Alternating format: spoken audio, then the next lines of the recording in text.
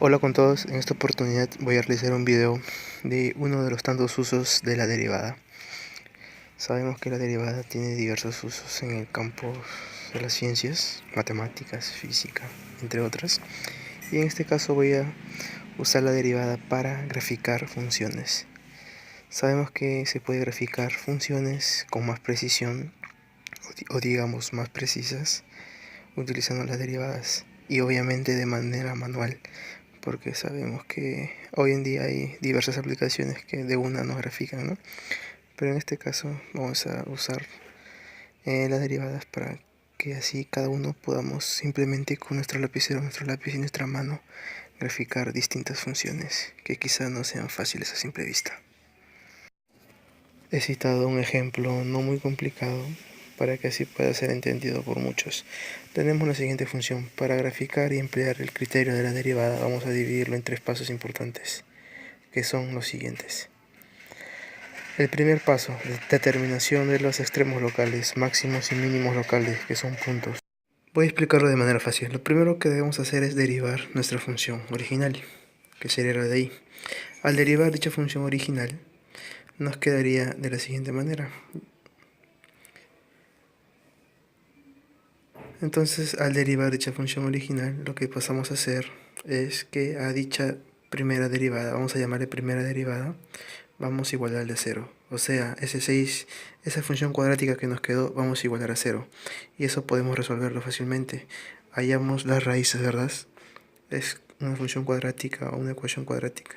Hallamos las raíces, o en este caso puntos, que sería x2 y x1. A nuestro paso 1 vamos a subdividirlo en 4 pasitos, que llamaré A, B, C y D. Ya tenemos el A y el B.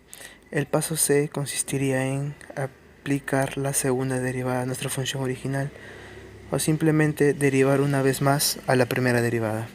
En este caso, si derivamos el 6x al cuadrado menos 18x más 12, nos quedaría 2x menos 18, que sería la segunda derivada de la función original. Para así rápidamente pasar al paso D. ¿En qué consiste el paso D? Como tenemos ahí, vamos a reemplazar los valores que nos salieron arriba en el paso 1 en la segunda derivada. O sea, el x igual a 2, x igual a 1, vamos a reemplazarlo en la segunda derivada. Cosa que nos quedaría de la siguiente manera. x1 nos salía 2, entonces ahí ponemos 2. Y el x2 nos salía 1, pues ahí ponemos el x1. Cosa que nos saldría un 6 y un menos 6. El 6 es mayor a 0, el menos 6 es menor a 0. De ahí podemos concluir algo. ¿Qué concluimos de ahí? Primeramente, 6 mayor a 0, cuando el x es igual a 2. De ahí podemos concluir que nuestra función f tiene un máximo local en... No, perdón. Cuando es mayor a 0, f tiene un mínimo local. Es lo contrario. Si es mayor a 0, ahí tenemos mínimo. Nos dice que f tiene un mínimo local en el punto x2.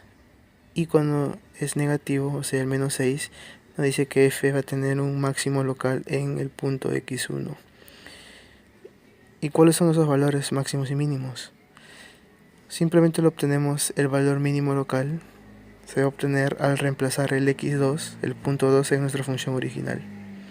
O sea, el f con 2 en la función original y el valor máximo local cuando reemplazamos el 1 en la función original.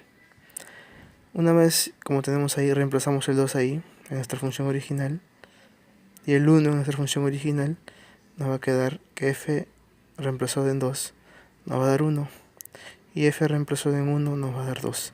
Y esos serían los valores mínimos y máximos locales. Vamos a pasar al segundo paso general, que sería la concavidad. Las concavidades pues son una condición geométrica de una región situada bajo una curva. ¿Cómo hallamos la concavidad? A la segunda derivada vamos a colocarla de la siguiente manera, como una desigualdad mayor a 0 y la segunda derivada menor a 0. La segunda derivada ya sabemos cuáles son. Entonces, cuando a la segunda derivada la ponemos como mayor a 0, dicho intervalo que nos va a salir a resolver va a ser lo que vendría a ser la concavidad hacia arriba. Análogamente lo contrario, cuando es menor a 0, la concavidad hacia abajo. Entonces colocamos la segunda derivada como una desigualdad y resolvemos y nos va a salir lo siguiente. Entonces, ¿qué podemos concluir de ahí? Primeramente que f, la función va a ser cóncava hacia arriba en el intervalo 3 medios más infinito. Caso contrario, f va a ser cóncava hacia abajo en el intervalo menos infinito 3 medios. Para así pasamos rápidamente a los puntos de inflexión. Los puntos de inflexión van a ser aquellos puntos que van a cambiar el sentido de la concavidad. ¿Cómo se halla esto? Simplemente igualando a 0 a la segunda derivada. ¿Y cómo se van a hallar los puntos? Primeramente vamos a igualar a 0 la segunda derivada. La segunda derivada era 2x menos 18. Obviamente ahí vamos a hallar el valor de x. Entonces el punto de inflexión va a ser dicho valor x que nos va a salir ahí, y a la función original vamos a reemplazarla en 3 medios, cosa que así nos va a quedar un par ordenado, ¿verdad? El primer par ordenado, la primera componente va a ser sx 3 medios y la segunda componente va a ser la función original evaluada en sx, o sea f evaluado en 3 medios. Al reemplazar el 3 medios en la función original nos va a dar 3 medios, como se observa ahí. Ahora finalmente vamos a pasar a lo más importante, que es la gráfica. Todo lo que hemos hallado, interpretarlo en la gráfica. Primeramente vamos a hallar los puntos. Sabemos que en x2, en el punto x2 y en el punto x1, nos dice que en el punto x2 va a haber un mínimo local en 1. O sea, cuando reemplazamos f en 2, nos va a dar 1 en la parte de la y. Y cuando reemplazamos f en 1, nos va a dar 2. Entonces en x1 va a ser en las ordenadas 2. Cóncava hacia arriba significa que va a tener la siguiente forma, y cóncava hacia abajo que va a tener la siguiente forma. Ahora vamos a pasar evaluando la función original en 0, para así ver por dónde más o menos va a pasar la gráfica cuando x es 0. Nos dice que f en 0 va a ser igual a menos 3, o sea, la y va a estar en menos 3. Y por ahí básicamente tiene que partir o va a pasar la función, ¿no?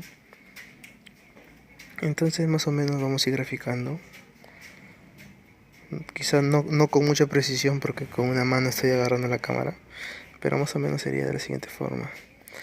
Dicha función va a partir desde el menos infinito. Como sabemos, las concavidades parten desde el menos infinito. Y nos dice que va a tener un máximo local en 2. Y pues más o menos la función tendría que subir hasta el 2, que sería el máximo local. Entonces más o menos nos quedaría de la siguiente manera. Los puntos de inflexión van a ser aquellos o aquel punto que va a cambiar el sentido de la concavidad. En este caso nos dice que el punto de inflexión va a ser 3 medios, el punto 3 medios, 3 medios. Ahí tenemos el máximo local, que sería el 2, o sea la función máximo va a llegar hasta ahí. De allí va a bajar, me dicen que la concavidad hacia abajo va a ser desde menos infinito hasta 3 medios. Y la concavidad hacia arriba de 3 medios hasta más infinito.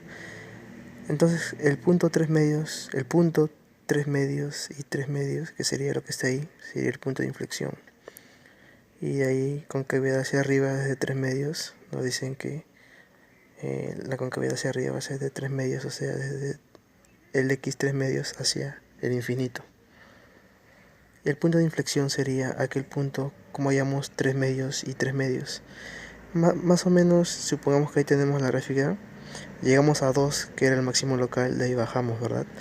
Lo común sería que la gráfica simplemente siga su trayectoria, pero al haber un punto de inflexión, o sea, en dicho punto, que sería la inflexión, la curvatura va a cambiar y se iría para otro sentido, ya no para abajo. Y básicamente ese era el punto de inflexión que cambió la concavidad. Y pues como tenemos en la gráfica en el punto 3 medios, la curvatura de la gráfica cambió y se formó como si fuera una parábola hacia arriba, ¿verdad? Pues tenemos el mínimo local, que sería el 2. Mínimo local, máximo local, porque también hay máximos y mínimos absolutos, pero en este caso al haber infinitos no habría, digamos, un máximo absoluto o un mínimo absoluto preciso. simplemente tomamos los máximos locales. Y en este caso sería así. Y más o menos la gráfica nos quedaría de la siguiente manera. El punto de inflexión ahí sería donde la curvatura cambia. Pues para hacer una gráfica más precisa también tenemos que recorrer lo que son las asíntotas verticales, horizontales u oblicuas. En este caso podemos analizar si es que tienen o no. Y pues más o menos la función original que la saqué de una aplicación quedaría de la siguiente manera. Y eso es todo.